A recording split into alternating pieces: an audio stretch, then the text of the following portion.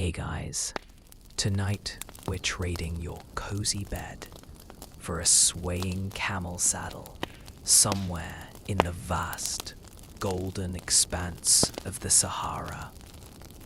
The year is 1350, and you're a merchant. Though right now, you mostly feel like a very sweaty, very lost pack mule.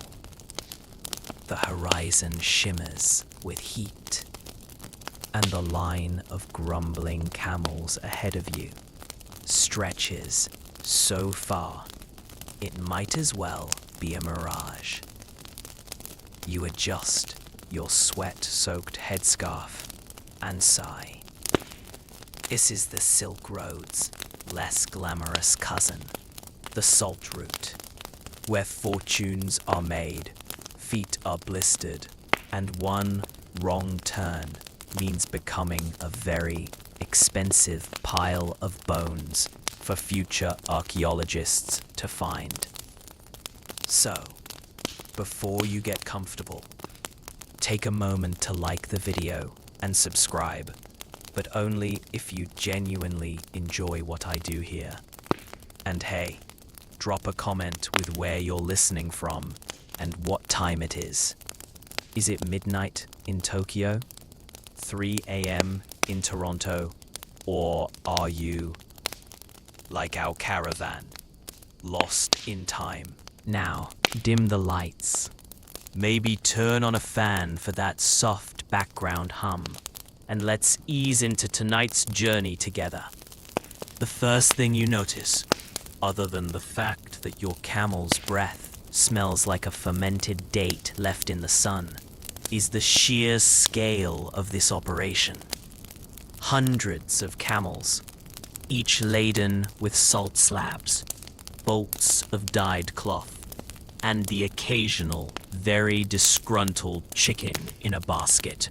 The caravan stretches so far ahead that the lead scout is just a speck bobbing in the heat haze. You're not walking with the caravan. You are the caravan. A single cell in a slow, plodding organism. Historians still argue whether these Saharan trade routes carried more silk or more complaints. Spoiler, it's the complaints.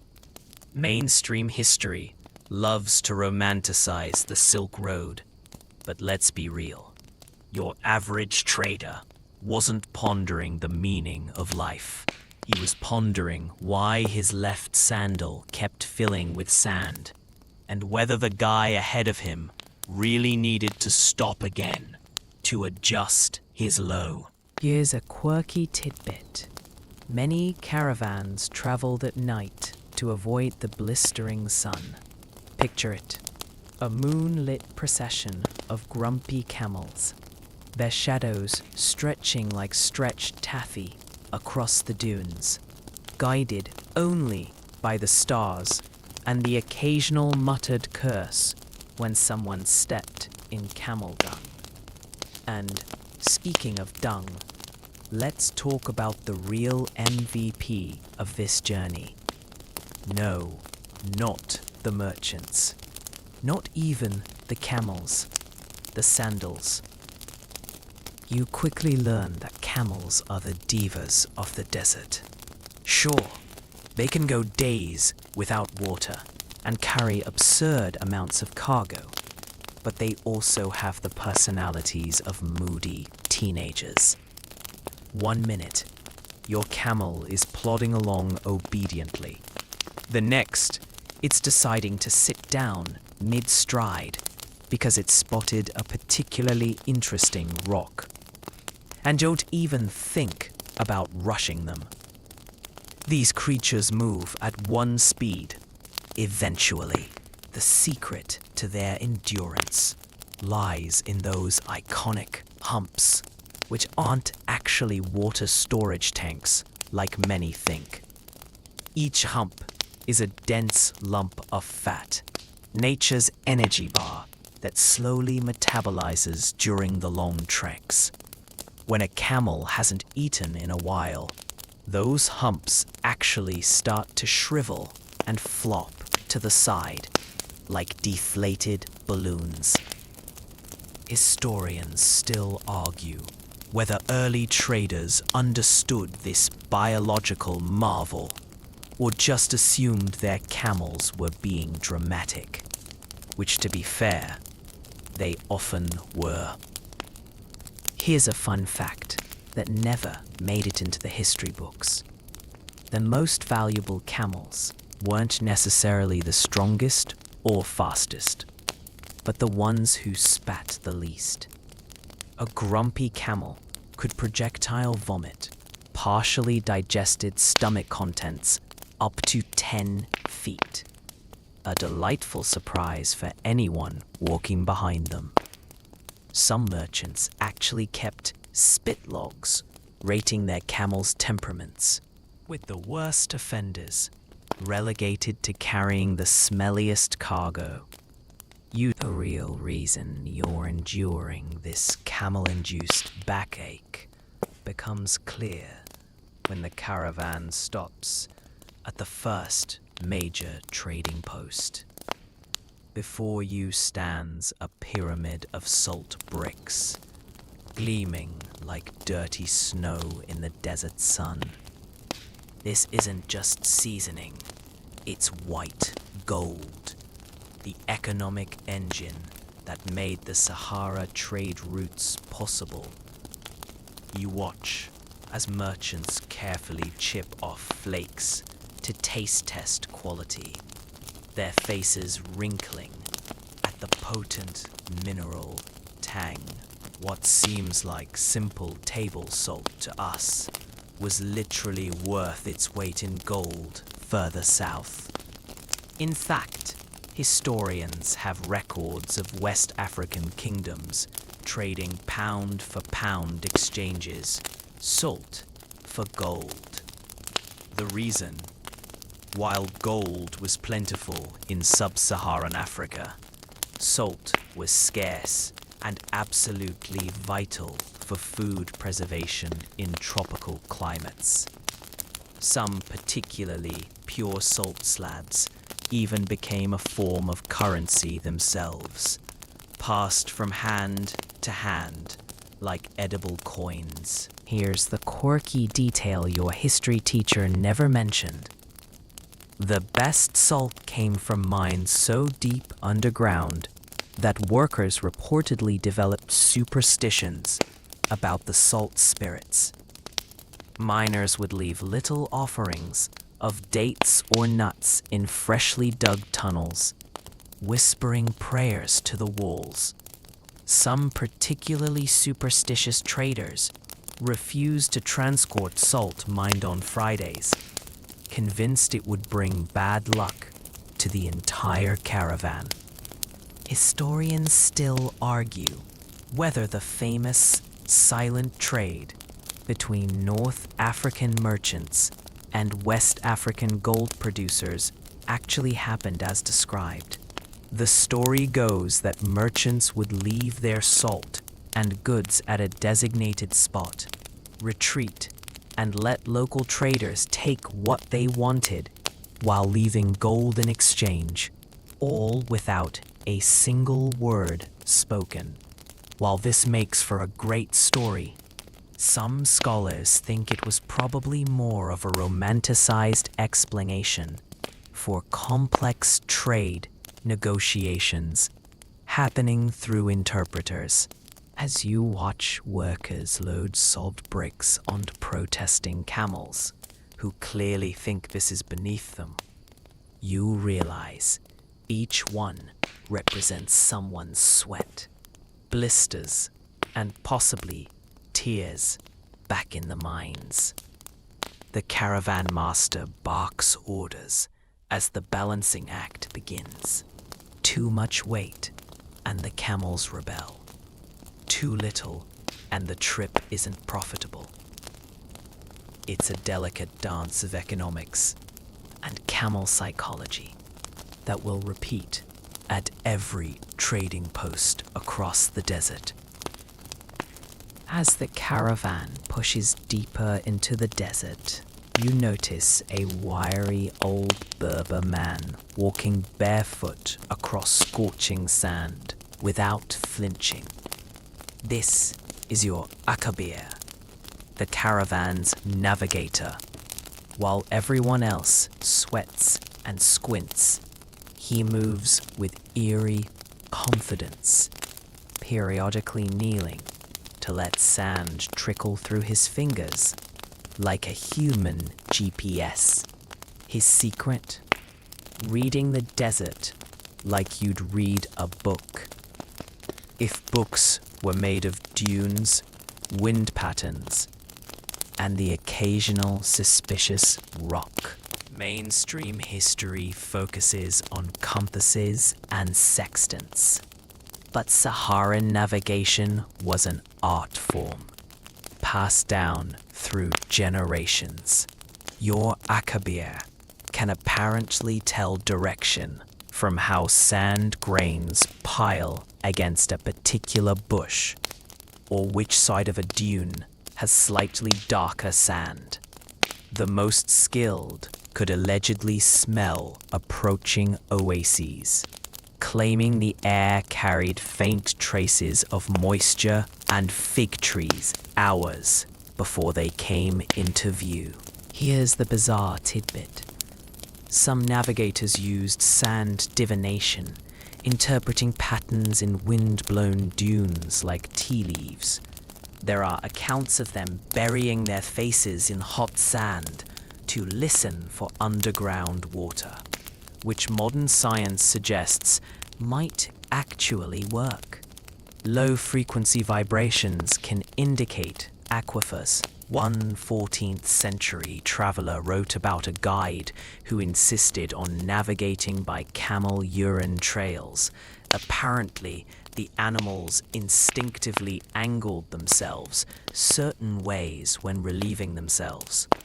Historians still argue whether the famous blue men of the desert, Tuareg nomads, had some genetic adaptation to desert survival. Their indigo-dyed clothing, which famously stained their skin, provided UV protection, but some accounts claim they could go without water longer than other groups. The truth is probably more about cultural knowledge than superhuman endurance, like knowing exactly which desert melons contained drinkable moisture, or how to dig wells in dry riverbeds. Right now, your Akabir is frowning at a seemingly random patch of sand. Without a word, he veers the caravan 15 degrees left. 2 hours later, you understand why. The original path would have led straight into a fesh zone. Those deceptively solid patches of powder-fine sand that could swallow camels whole. As the sun dips below the horizon, he points to a star just becoming visible. You'll be following that one tonight. No maps, no compass, just centuries of hard-won wisdom keeping you alive. The first oasis appears like a hallucination, a sudden explosion of green in the endless tan. Date palms sway as you stumble toward the blessed shade, your sandals kicking up little puffs of dust that smell suspiciously like camel. This isn't just a rest stop. It's a full-blown desert metropolis, where gossip travels faster than the trade winds. As you collapse onto a rough-hewn bench, a serving boy plunks down a clay cup of something murky. Best tamarind brew in the Sahara, he boasts, though you suspect it might double as leather dye. Around you, merchants from a dozen cultures haggle in a pidgin language of gestures and badly pronounced words. A Malian gold trader demonstrates his goods by biting coins. An old trick, pure gold is soft. while a Tunisian silk merchant unfurls bolts of fabric with dramatic flourishes. Mainstream history focuses on the goods traded, but the real currency here is information. That sour-faced man in the corner, he's the desert's equivalent of a news anchor, sharing which routes have bandits, which wells have gone dry, and, most importantly, which trading posts are currently overcharging for dates. You overhear two merchants debating whether the Sultan's new tax collector can be bribed with Persian figs, or if it'll take Syrian apricots this season. Here's the quirky detail. Oasis tavern keepers maintained complaint ledgers, actual books where travelers could vent about bad routes or cheating merchants. These became crucial intelligence for future caravans. One surviving 13th century ledger from Gadames contains the immortal review. Salt trader Ibn Khaldun promises good quality, but lies like a dog with three tails. His camels also bite. Historians still argue whether the legendary oasis of the Singing Sands was real or just heat-stroke fiction. Accounts describe travelers hearing ghostly choirs when wind passed through certain dunes, which geologists now think might have been rare acoustic phenomena. Your current oasis has its own mystery. The resident cat population is abnormally large and seems to understand multiple languages. One particularly fat tabby is currently sitting like a judge between arguing merchants, licking its paw with an air of supreme boredom. As you doze against a palm tree, the buzz of haggling and clinking cups blends into white noise. Somewhere, a lute starts playing. The caravan master will rouse everyone at moonrise, but for now, the oasis works its magic, turning sun-baked travelers back into human beings, if only for a few hours. The caravan master shoves a wooden tablet into your hands with the enthusiasm of a man delivering bad news. Receipt for 47 salt blocks, 3 bolts of damascene silk, and 1 live chicken. He grunts. You stare at the tiny, cramped script covering both sides. This isn't just paperwork. It's a bureaucratic nightmare carved in wood. The Saharan trade routes may have lacked modern technology, but they certainly didn't lack red tape. Mainstream history loves painting medieval merchants as freewheeling adventurers. But the truth is, they faced more paperwork than a modern tax auditor. Every trade required contracts in triplicate, customs declarations, and proof of origin certificates. Some particularly paranoid city-states demanded notarized statements about what merchants hadn't stolen along the way. The most elaborate receipts included witness signatures, religious oaths, and occasionally thumbprints from particularly literate camels. Okay, maybe not that last part. Here's the quirky tidbit that survived in a Cairo Geniza. Many caravans employed professional receipt singers who memorized entire transaction histories in rhyming verse. This wasn't just for entertainment. Oral contracts were considered legally binding, and a good receipt singer could recall deals from years past with courtroom precision. One 14th century merchant diary complains about hiring a singer with terrible rhythm, who made the loss of 20 dinars sound like a bad love poem. Historians still argue whether the famous caravan stamps were practical tools or early marketing. These elaborate wooden seals, some as wide as a dinner plate, left impressions in soft wax or clay to authenticate goods, while some clearly served as trademarks. This fine silk brought to you by the House of Ibn Farouk. Others depicted such bizarre imagery, three-legged camels. As you attempt to decipher your own receipt, you notice tiny notches along the edges. The caravan scribe explains these are interest teeth.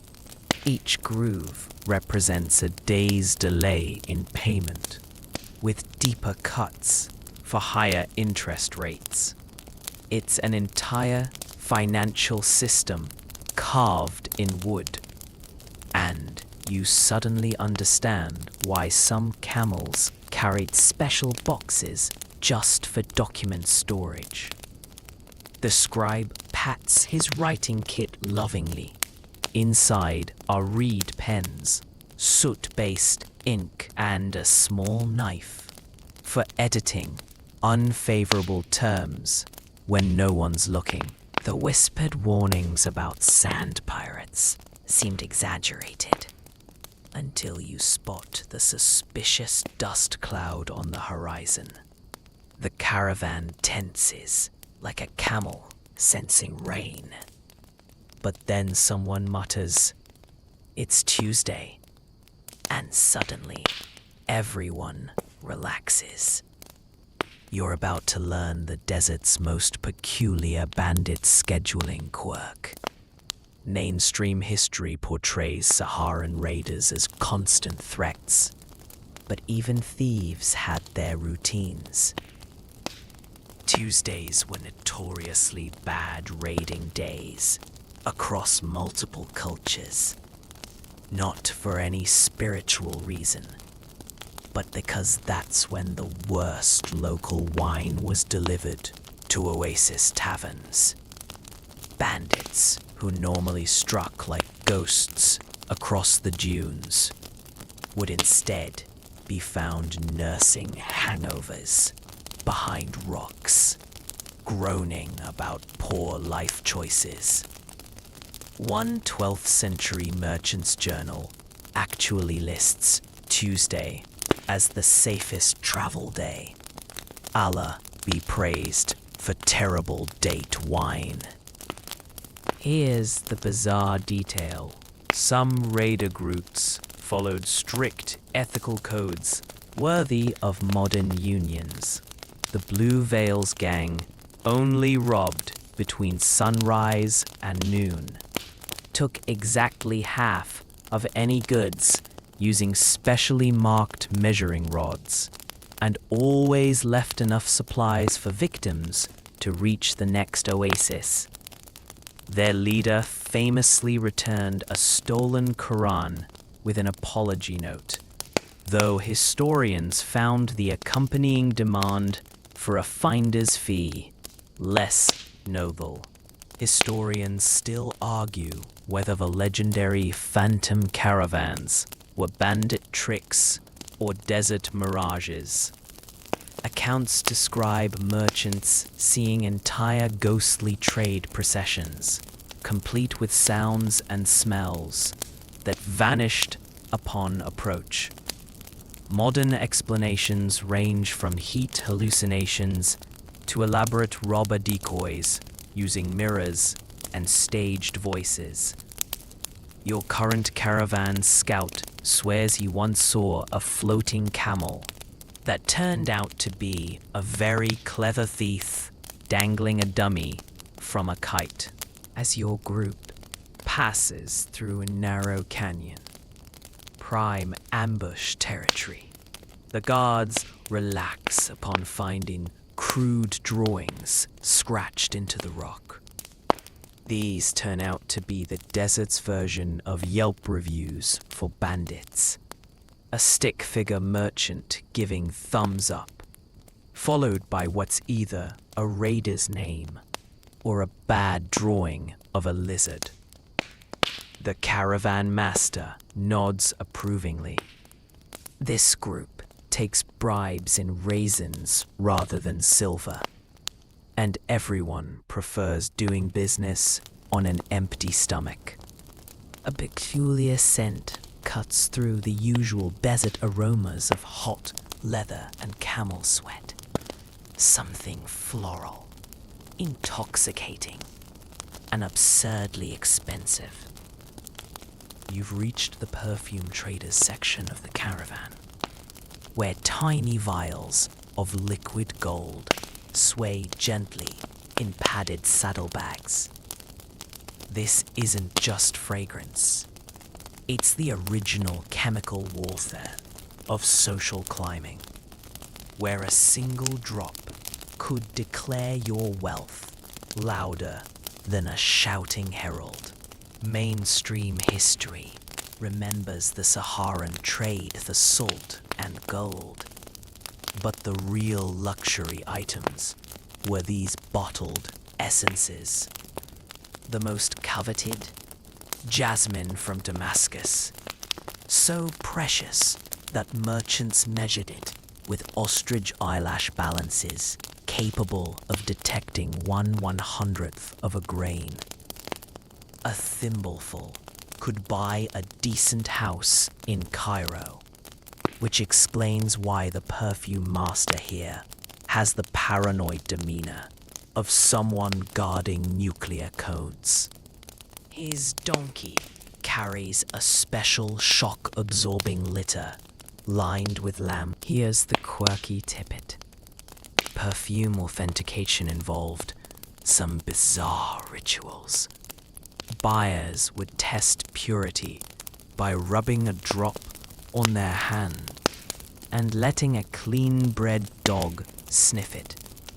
If the animal sneezed, the perfume was cut with almond oil. Some dealers kept scent camels, whose sensitive noses could detect adulteration, though records suggest these picky beasts would also refuse to walk if their favorite date variety was out of season. Historians still argue whether the legendary perfume wars between Tunisian and Andalusian merchants were economic competition or just centuries-long petty squabbles. The conflict allegedly began when a Tunisian trader replaced rose water with cabbage essence in a shipment, a prank, he claimed, leading to generations of reciprocal adulteration. One 15th century fragrance manual solemnly warns that Tunisian jasmine should be tasted for unexpected pickle notes. As you watch the perfume master blend a custom scent for a wealthy client, his tools seem more suited to alchemy than commerce. A silver spoon warmed by candle flame, a porcupine quill for precise measurements, and, bizarrely, a small magnet. He explains this last item detects fraudulent iron-based fixatives, though you suspect it's mostly for dramatic effect. The final product disappears into silk wrapping, with the gravity of a state secret, while somewhere ahead in the caravan, a camel sneezes judgmentally. A ripple of excitement passes through the caravan as word spreads. You'll be following the legendary Mansa Musa route for the next stretch. Not that the 14th century Malian emperor left much of a path, more like a series of economic potholes from his famous Hajj that accidentally broke the Mediterranean gold market. Mainstream history loves the headline, richest man ever. But the truth is, Musa's wealth caused him endless logistical headaches. His 60,000-person pilgrimage caravan included 12,000 slaves, each carrying a 4-pound gold bar. Imagine the chiropractor bills. 80 camels loaded with nothing but gold dust for spontaneous generosity, and, according to one possibly exaggerated account, a personal poet paid exclusively in emeralds to compose verses about how awesome everything was. The resulting gold inflation in Cairo took over a decade to correct. Here's the quirky detail most accounts miss. Musa's people allegedly developed a special travel accounting system just for this trip. Using knotted cords and bead patterns, they tracked expenditures with such precision that historians found records specifying 17 gold coins for bridge repairs after the royal elephant sat on it. The system was so effective that Venetian merchants later adapted it, though they probably didn't have to account for elephant-related infrastructure damage. Historians still argue whether Musa's famous golden staffs were actual solid gold or just gilt-covered wood. Contemporary descriptions mention courtiers struggling to lift them, but metallurgists note pure gold staffs would have bent like licorice in the desert heat. The truth may lie in a Mali oral tradition, claiming the staffs contained hollow compartments filled with gold dust, the original piggy banks for a king who treated money like confetti. As your modest caravan passes a crumbling caravanserai that supposedly hosted Musa's entourage, the guide points out a suspiciously shiny patch on one wall. Local legend claims a distracted treasurer once leaned a gold-heavy bag there, leaving permanent flecks in the mud brick. You discreetly scrape at it with your fingernail, just in case, but only succeed in making the nearest camel snort in what sounds like derision. Ahead lies Timbuktu, where Musa's legacy lingers in the scholarly air, and, if you're lucky, maybe between a few couch cushions. Your blistered feet demand attention, drawing your gaze downward to what Saharan travelers feared more than bandits or thirst: footwear failure. The sandal maker trailing the caravan inspects your disintegrating soles with the grim demeanor of a battlefield surgeon. "Ah," he says, poking at the frayed palm fibers, "you've been walking wrong." As it turns out, desert sandals weren't just fashion. They were biomechanical masterpieces, shaped by centuries of trial, error, and a shocking amount of fermented dairy products. Mainstream history overlooks the engineering marvel underfoot. Multi-layered soles with a curved toe spring to prevent sand scooping. Precisely placed straps to avoid blister points. And most importantly, that mysterious desert glaze coating. The secret ingredient? Rancid butter. Leather workers whipped clarified butter with alum and tamarind paste into a waterproofing lacquer that smelled like a cheese left in a gym bag, but could make soles last 600 miles. Some high-end models even incorporated crushed date pits for exfoliation, medieval pedicures for the discerning traveler. Here's the quirky tidbit. Certain trade guilds use sandal designs as coded advertisements. A spiral stitch pattern might indicate the wearer dealt in ivory, while a distinctive red heel tab signaled a salt merchant of good credit.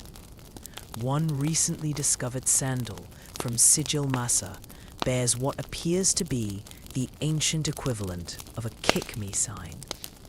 Tiny insulting symbols stitched inside where only the wearer would find them after days of walking. Historians still argue whether the golden sandals described in Arab trade records were literal gold leaf footwear, impractical, or just metaphorically golden due to their outrageous cost. The debate intensified when archaeologists found a pair with gilded toe caps, suggesting some merchants really did walk around with gold on their feet, probably while loudly complaining about blisters from walking around with gold on their feet.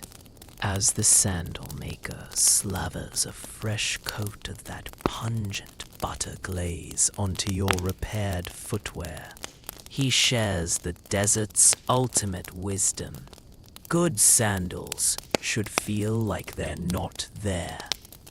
You nod sagely while discreetly wrinkling your nose at the aroma now wafting from your feet. A small price to pay for not having to hobble the remaining miles like a disgraced flamingo. You find yourself staring at what might be history's most frustrating traffic jam. A caravan so slow that nearby cacti appear to be overtaking it. The culprit? A bureaucratic nightmare at the Tahasa salt mines checkpoint, where officials are weighing every single slab with ceremonial slowness, while camels sigh in existential despair. This isn't just delay.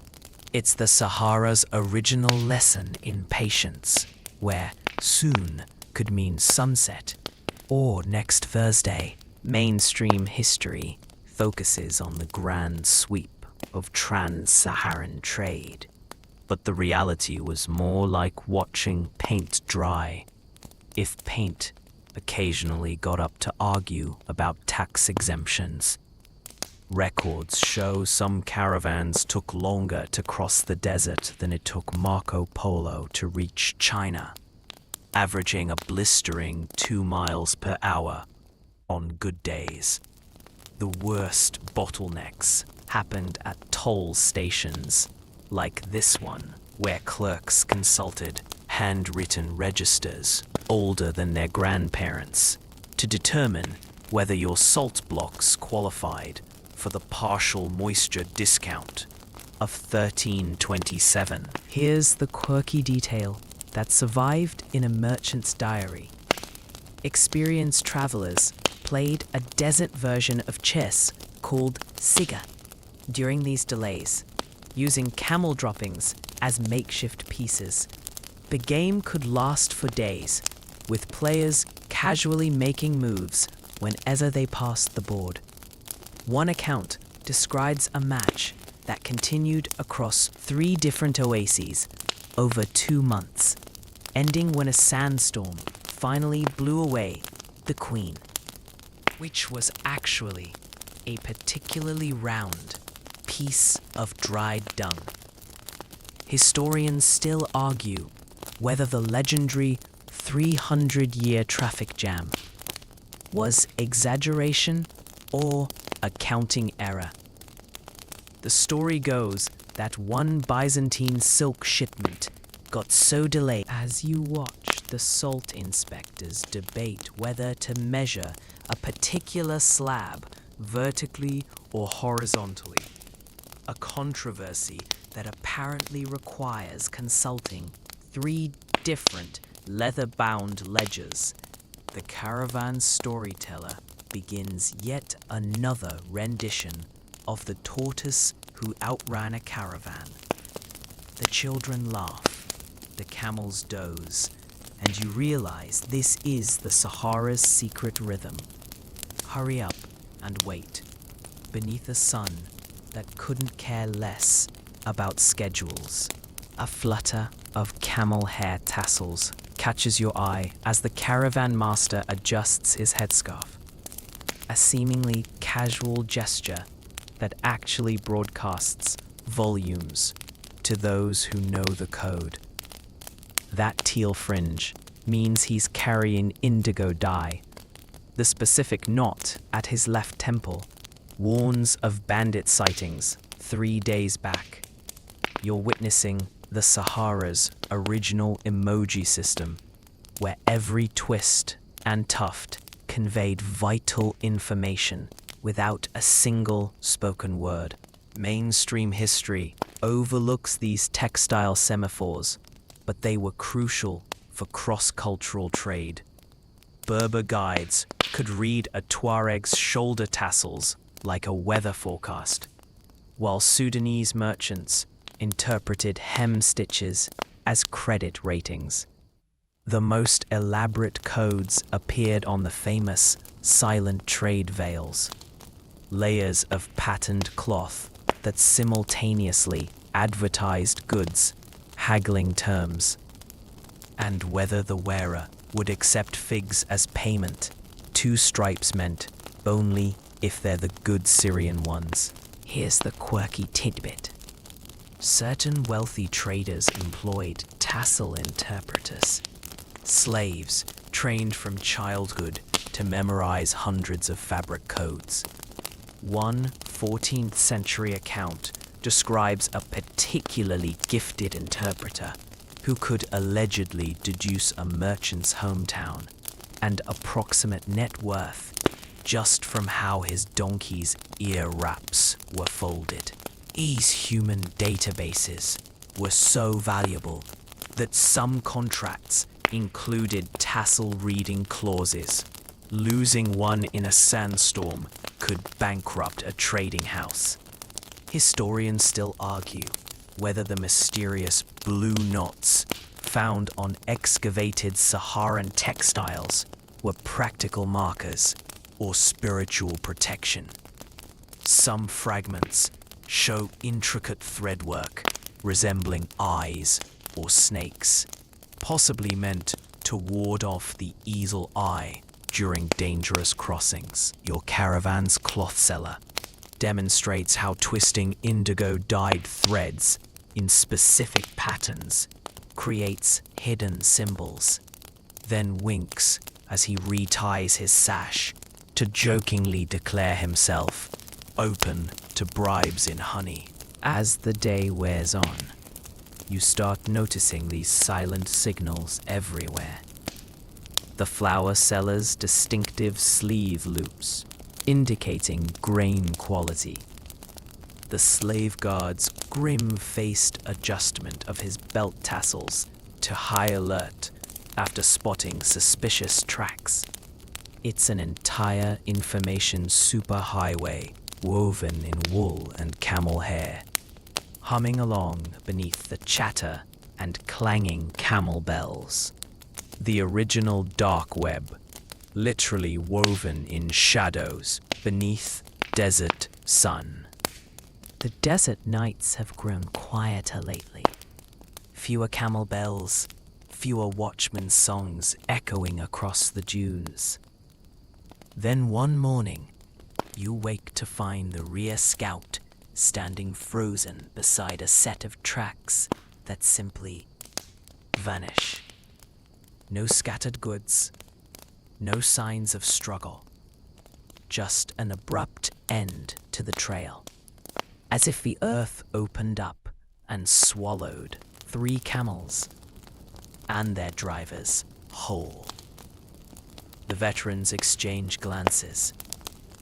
Everyone knows the stories of the ghost caravans.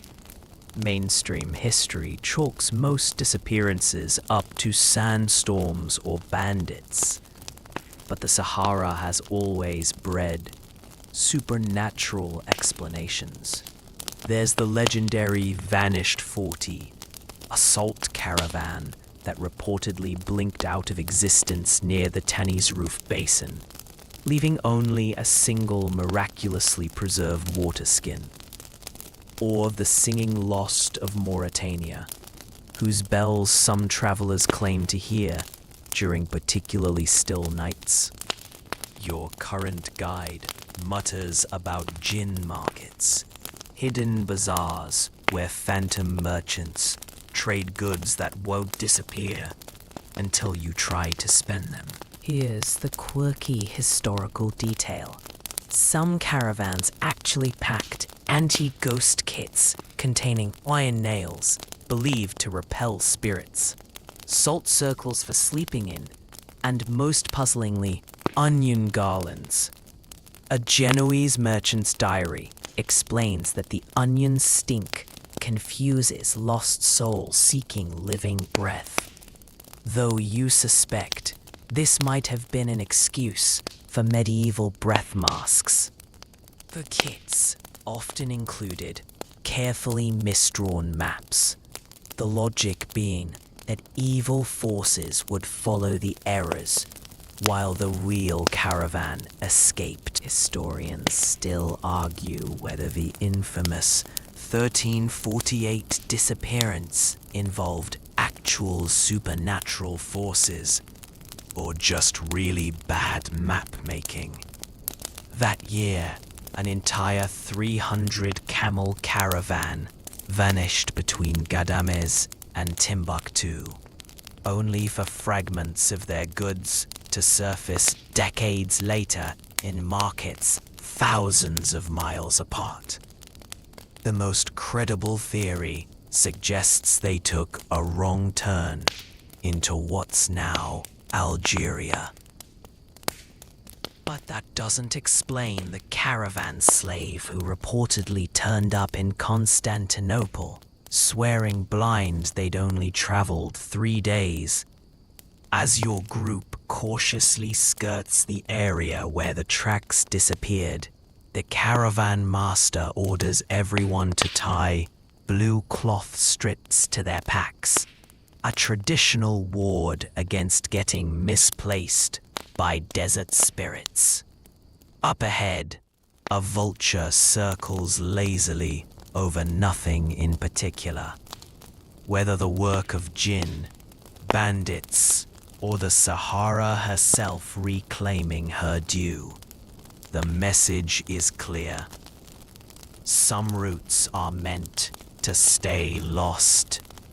The landscape begins to shift, not just in the slow dune by dune way you've grown accustomed to, but dramatically, as if the desert itself is conceding to something new. The first wooden ships you spot in the distance seem like mirages, their masts swaying where there should only be heat haze. This is the beginning of the end for the great caravans, though nobody wants to say it aloud. Camels can't compete with Portuguese caravels, and suddenly the Sahara's carefully balanced economy feels as fragile as a salt crystal in the rain. Mainstream history paints this as simple progress. Ships were faster, cheaper, safer. But the truth is messier. Those early vessels might skip Saharan middlemen, but they also brought destabilizing floods of New World silver, strange diseases in their ballast water, and captains who thought haggling meant waving a pistol. Your caravan's veteran traders swap stories about the first time they saw Atlantic goods in Timbuktu markets. Piles of Brazilian pepper that undercut local spice routes. Bolts of Flemish wool that made desert cloth feel coarse as sackcloth. Here's the quirky detail. Some camel merchants attempted desperate rebranding. certain caravans began offering authentic desert experiences for European travelers, compete with staged bandit attacks and ancient navigation rituals invented the previous week. One particularly creative guide sold vials of genuine Saharan silence, just sand in tiny bottles, to Lisbon's nobility.